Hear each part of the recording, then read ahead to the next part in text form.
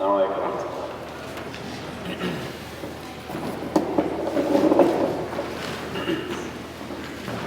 أعوذ بالله من الشيطان الرجيم. بسم الله الرحمن الرحيم. الحمد لله رب العالمين، ولا حول ولا قوة إلا بالله العلي العظيم، والصلاة والسلام على أشرف الأنبياء والمرسلين وعلى آله وصحبه أجمعين، ونشهد أن لا إله إلا الله وحده لا شريك له، ونشهد أن سيدنا مولانا محمدا عبده ورسوله. In the name of Allah, the gracious, the merciful, all praise is due to Allah, the Lord of the universe, the master of the day of judgment. I bear witness and testimony to the oneness of Allah, to His magnificence, His omnipotence, His might, His glory, to His being the creator and sustainer of all things, the giver of life, the guider of hearts, the master of the day of judgment. And I bear witness to the fact that Muhammad ibn Abdullah sallallahu alayhi wa sallam is His servant and final messenger. May the peace and blessings of Allah be upon him and upon all those who choose to tread in His path until the last day. It is said that out of the Indian subcontinent, there's a great scholar known as Iqbal. And many of you might have heard of Iqbal. He was known for his writings, he was known for his teachings, he was a very prolific intellectual, and he had numerous credentials, he could speak numerous languages, he had written many articles and texts. And honor upon honor and accolade upon accolade was given to this man, Iqbal, to the point that he gets to such a station of just recognition and acknowledgement that they want to give knighthood to him. And when Iqbal gets to a place where he is going to be bestowed with this honor, this distinction, his response is that if you were to give this to me, you would also have to give it to my teacher, someone who had taught me when I was younger. And the individual who had given him that knowledge that he was so attached to, that he was referring to, was not somebody who was known as well as Iqbal. And so the people who were giving him this distinction, they said that we don't know who this man is. We've never read any of his works. We've never really seen anything that he has written. Can you tell us a little bit about him? What is he about? What are his books? And Iqbal responds and says, this man who has so many honors, he has so many different titles, and he has so many different credentials. When he is asked this question of what were his teacher's books, he says, I am his book. And I want to start here when we are talking about this idea of global impact, how you and I can perhaps enact some positive change thus through our day-to-day decisions and choices. Where we see this individual who had a deep impact on the society that he lived in, as well as generations that would come after him. Many of you have probably read some of what his writings were. Whether you agree with them or not is a different conversation to have, but we could all say that he was somebody who had an impact. But what I would say is more important for our discussion is that he would not have had the impact that he had not the person who he called his teacher had an impact on him when he was at a younger age. And I want to utilize this as a starting point because we want to be able to understand that when we're thinking about having change enacted on a very large scale, we think about it sometimes so big and get lost in this just vision of grandeur that we forget that impact isn't necessarily about how much or how big, but more so about how. Iqbal could not be who he was had it not been for his teacher. And many of us could be in a place where potentially we will be able to recognize the potential that we have within and get to a place where we would do the things that he did. But even if we don't, we shouldn't undermine our ability to play what I would say is a more important role, the role that his teacher played, even though most of us probably don't know his name. That wasn't the point of what he was doing. When you were thinking about really what it means to have an impact on this world, what it means to be able to engage in such a lifestyle where your deeds and your decisions bear the presence not simply of feeding your own ego or your own self, but really how it gives an insight to the one who engages and interacts with you, that you are not egocentric in your worldview, rather you have moved away from the satiation simply of your stomach and you are going to a deeper place of satiating your soul, and you understand that that can't come from simply serving you, it's got to come from serving others as a vehicle to serving your Creator. And when we're here celebrating Eid, to me this is what the Prophet Ibrahim, peace be upon him, is about. He looks to the sun and the stars and the moon, and he is in a process of exploration where he is journeying to understand really what his role is in this world and who is the creator of it. And when he moves beyond all of those things, he understands the magnitude and the sheer awesomeness of the one that he would submit to. And within that process, he understands that the world is a much bigger place than him. And it's interesting because it is the annihilation of his ego, essentially the moving away from just feeding himself, that gets him to a place where he is actually distinguished and made to be unique, not just in his own community, but for generations to come. His narrative is not a narrative that any group in specific can claim ownership over. Abraham is an individual who he and his family, may God's peace and blessings be upon all of them, find place and impact people who are across communities. And they do so by starting off in a place where they understand that it's not about that. It's not about being in a place where I'm simply just doing for myself. It's not about being in a place where I'm simply just trying to get mine. But I understand that I'm uniquely poised to do for those who are around me. And when the opportunity arises, I won't hesitate my hand. I'm going to simply do because it's the right thing to do. And those little things can have deep impact in ways that you can't even imagine. I went to Mecca with my family, alhamdulillah, probably close to, I want to say, 10, 12 years ago. And by the grace of God, I've been able to go to that city numerous times, but on that one specific trip, my father, my mother, my sister, and I went to perform the pilgrimage. We were able to go to Medina and Mecca. May Allah grant us all the tawfiq to be able to visit those cities over and over and over again. And when we were there on this trip, it was unique in comparison to the trips that came before, in that when we landed in Jeddah, we didn't know where any of our suitcases were. All of our luggage was lost. My father, he was trying to take control, and he went to person after person trying to get somebody to help us out, but nobody really was paying him any attention. He went into one office where the people were taking a tea break, and it seemed like every 5 minutes, everyone who worked in the airport there was sipping on some tea. And they said, sorry, we don't know where your suitcase is. And we found out a few days later that literally in the room next door to where they were was where our luggage was, but they just didn't want to get up and get it. But not knowing that at that point, we left a little bit dejected, but still exhilarated nonetheless, because we were there for a purpose.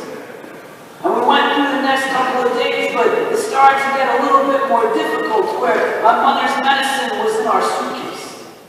And medicine that my sister needed was also in the suitcase. And the clothing that we were wearing the day that we landed were the clothes that we wore day in and day out. And when we came back to the hotel late in the evening, my mother would stay awake late and she would wash the clothes with soap in the hotel sink so that it could be clean when we went to pray Fajr at sunrise the next day. that way.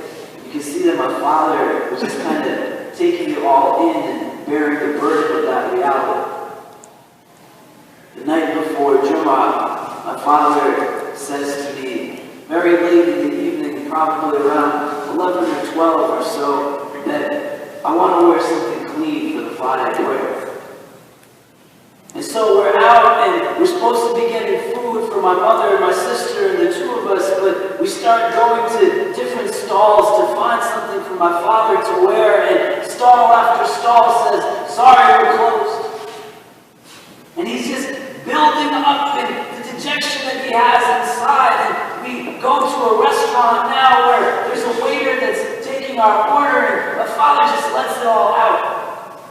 All of the anxiety and all of the frustration and everything that's been building up inside of him. And the waiter says to my father that, Uncle, you stay here. I'm going to bring you something to wear. So we sat and we waited. And the minutes, they started to pass, one after the next, until it approached close to an hour that this young man was gone. My father, already now days into feeling as if nothing was going right, says, Khalid, let's go. He's not coming back. And as we get up to leave and go back to where my mother and sister are, we see somebody coming from a little bit far away saying, Uncle, wait. And when he gets close enough to us, we see that he's holding some clothes in his hand. And after he's caught his breath, he gives it to my father. He says, Uncle, I'm so sorry it took me so long. It took my wife longer than we thought to iron this for you. Can you imagine? Just the sheer impact that would have.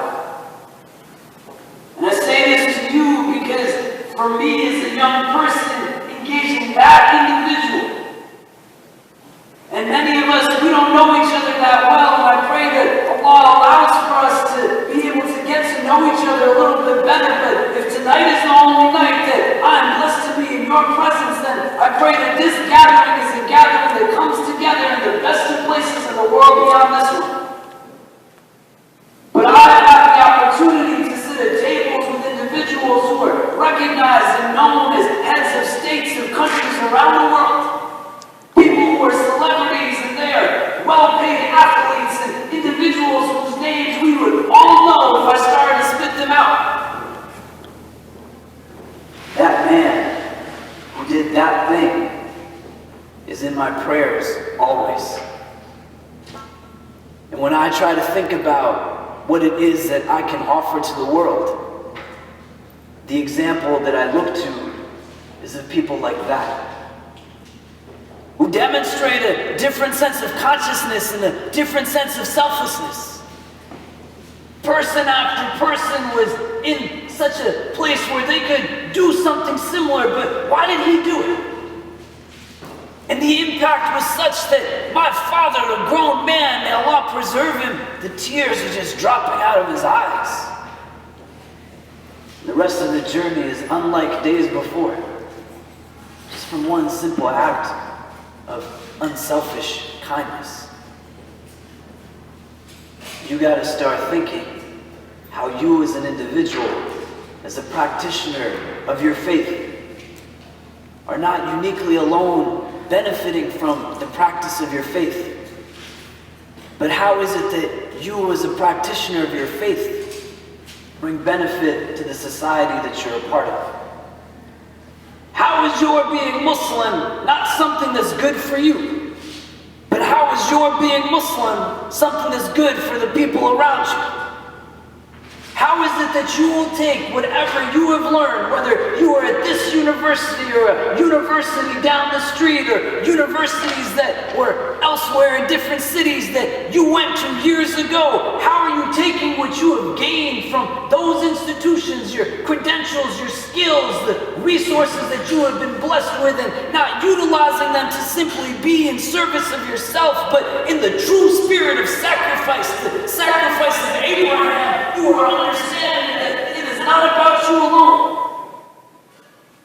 but you alone are uniquely poised to be able to offer the blessing that only you can offer. You alone are able to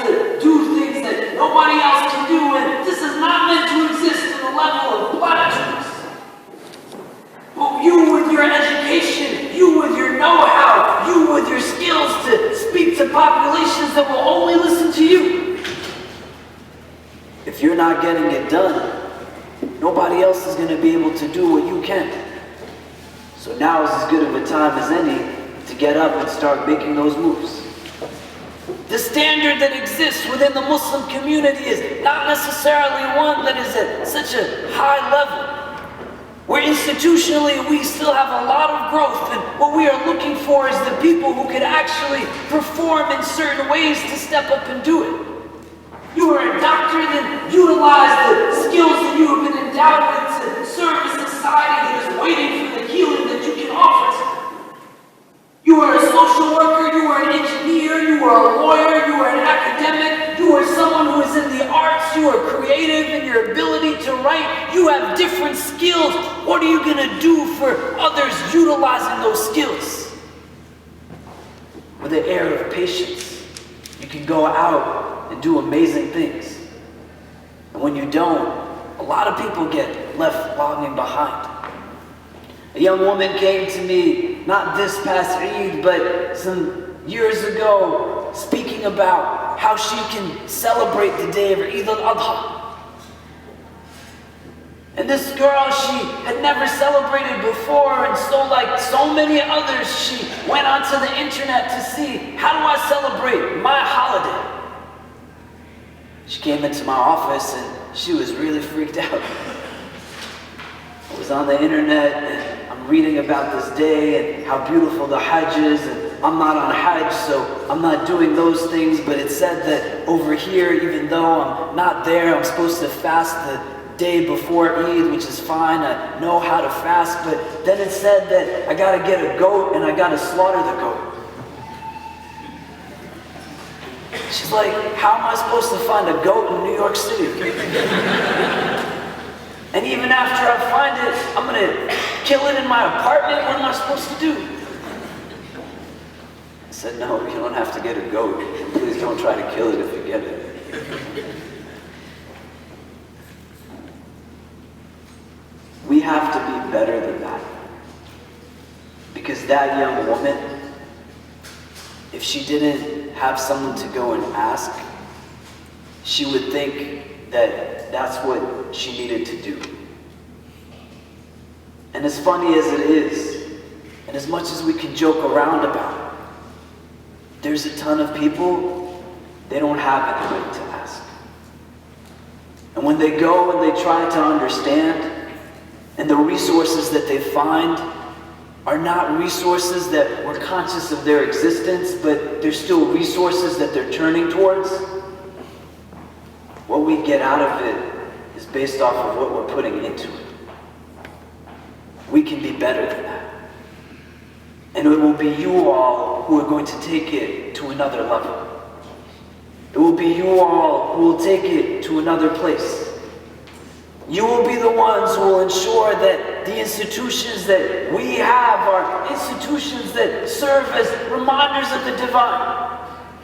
Institutions that when you walk into them, or when you participate in the services that they are offering, or you go and you engage the staff and the people who are there, that they have an air of professionalism and they are exerting an understanding that they want to pursue excellence and they want to be from amongst the muhsineen. May Allah make us from amongst them. That we won't settle just for the bare minimum, and we won't be complacent because we are satisfying simply our egos. No, we're trying to cultivate a heart that is in pursuit of a relationship with the divine, and for that heart to be rich and nourished, and for it to be healthy and strong. It's not going to be encrusted by a worldview that says, I'm only going to get mine. But it's going to go out and try its best day in and day out, regardless of what the situation is. Because it understands that although the world is a much bigger place than it still plays a critical role in ensuring that that world gets to reach its best because it's exerted everything that it can get done. I ask you the question not in a way to give you an opportunity to be self-deprecating. I ask you the question in the hope that perhaps it will open up some introspection that is productive and it is honest in its self-criticism. What are you doing for anybody else? What are you doing for the sake of anyone else? your friends, your family, the people you go to school with. How are you in your presence bringing them benefit?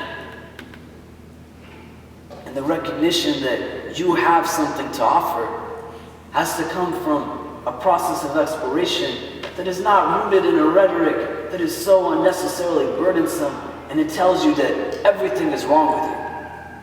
I was born in a Muslim family, alhamdulillah.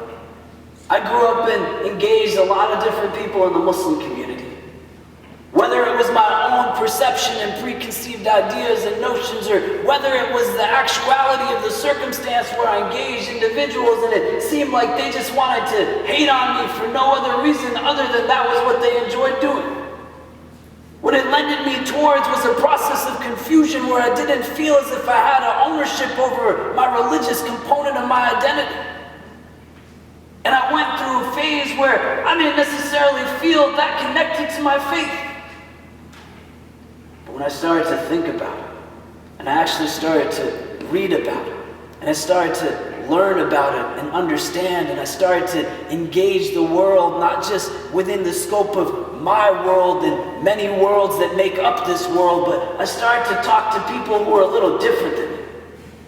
People whose skin color wasn't the same shade of my skin color. People who didn't have the same country of origin as me growing up in New Jersey in the United States, or the country that my parents came from, Pakistan.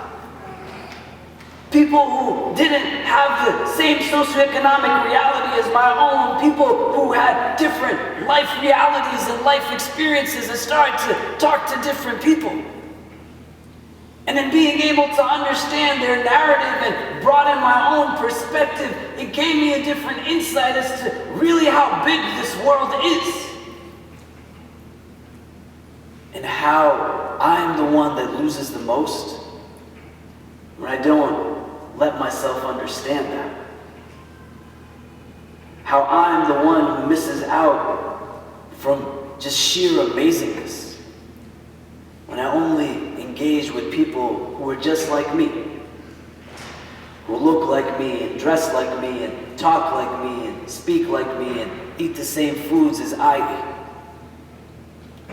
You are at an institution of learning that is at such a level, it is qualified as being higher in nature. And it is a very formative period of your identity, and one of the unique variables that are at play here that is not necessarily at play at many other places that you will be, is that there are people from everywhere where you are right now. And you have the ability to really understand how you can perhaps serve as a resource to those who are coming from realities different than your own. Because you will sit down and engage them and really try to understand where it is that they are coming from, objectively listening to their stories and their personal narratives, so that when you go out into the workforce or wherever you go to from here, you're not so myopic in your worldview, and you can really see beyond just the life that you have lived and tap into others' lives so that you can do things at a much bigger space. Or you can be in that place where you think that everything that you have seen and everything that you have heard and everything that you have understood is really the only way that it's going to be, and that's how it is for everyone. But then what you're going to build is what you're going to see, where the communities will be ethnocentric, where we'll have many, many masjids and potentially an Islamic school here or there, but institutionally there's not that much more going on. Where we won't see necessarily the organizations and the services and the advocacy groups that need to start being built so that an empowerment movement can really move forward. And it's not one that simply impacts internally or insularizes the Muslim community alone, but it really exerts an understanding that the presence of God needs to be there from the onset, so it seeks to be a resource for just anybody in general. You are a doctor, you build the first Muslim free health clinic that is open to everybody in Providence, Rhode Island. You are studying social work, you are studying psychology, you understand mental health, you go and you build a service that enables people to be internally whole so that they can exchange the external in such a way where it is about contentment and fulfillment, not in a place where they feel as if nobody gets them. You are a lawyer, you work in finance, you understand accounting, you are somebody who's good with numbers, you can do so much with what you have. You have to have the confidence, first and foremost, that you can actually go out and build it. You have to be in a place where your sense of self-esteem understands that confidence is very distinct from arrogance. And your confidence enables you to see your strengths as well as areas and arenas where perhaps you can grow and there is room to improve, there's weakness that's potentially there. Your arrogance is going to only let you see weakness in the world around you. It'll be able to point out problems, but it won't get you to a place where it's, here's how we actually come up with a solution.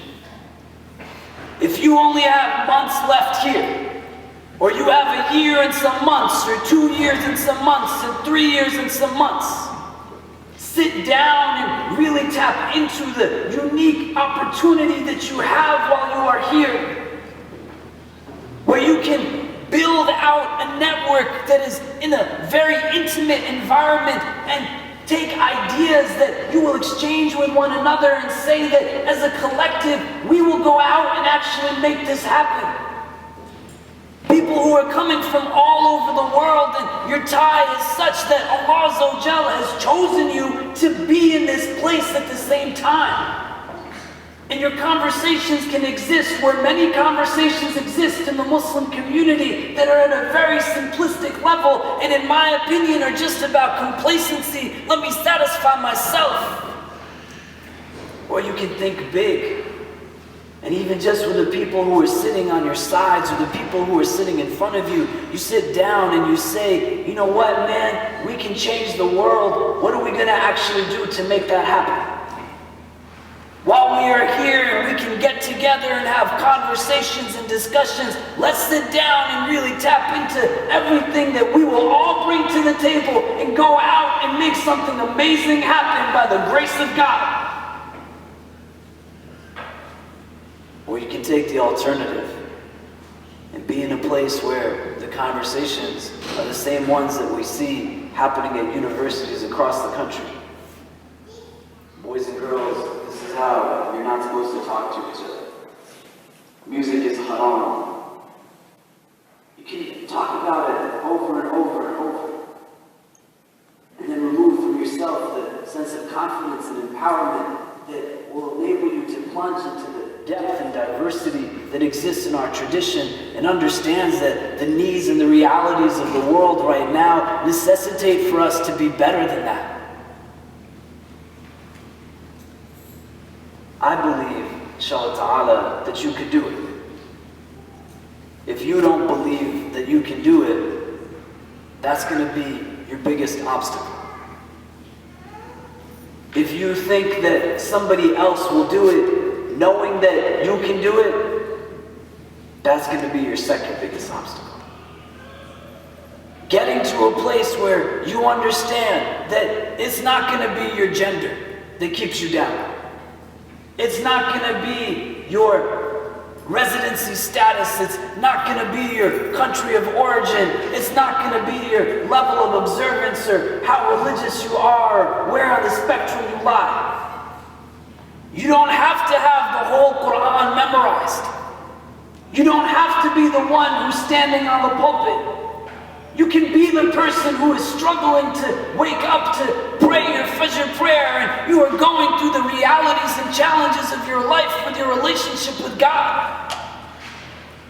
But things are not in these absolutes and you can still be in a place where you tap into what it is that you're good at. And you think about how you can translate and transform that into something that is not simply in service of you, but it's in service of those who are around you. I can't do what you have the ability to do.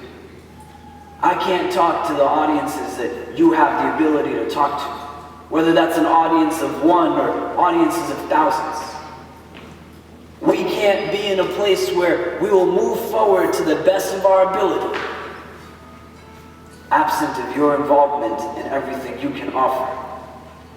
Your presence is greatly felt, and inshallah ta'ala, this gathering, which has people from all different walks of life, will not only be one that takes place tonight, but from amongst you there will be some who will stand up and will say that it's important for us to get together and be substantive beyond today.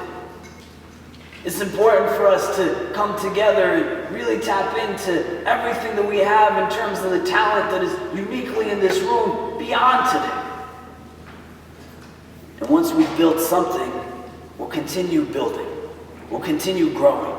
We'll continue doing and making moves so that things just don't stop and we don't become complacent. Base it off of what it is that you can do well. It's great to be well-intentioned. If you're terrible at something, you're terrible at it. I would love to be able to play professional basketball, but since I come up to most of your waists in this room,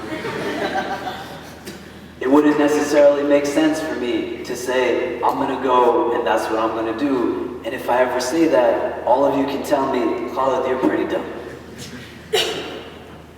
The companions, when they come to the Prophet sallallahu alaihi wasallam, Ya Rasulullah, tell us when we should plant our crop. And the Prophet gives them advice and they plant, and when it comes time for the harvest, nothing is reared, and they go back to him and say that, why did you tell us to plant at that time? And the Messenger of God sallallahu alaihi wasallam, he says that, why did you ask me? I'm not a farmer. If you're not a farmer, don't farm.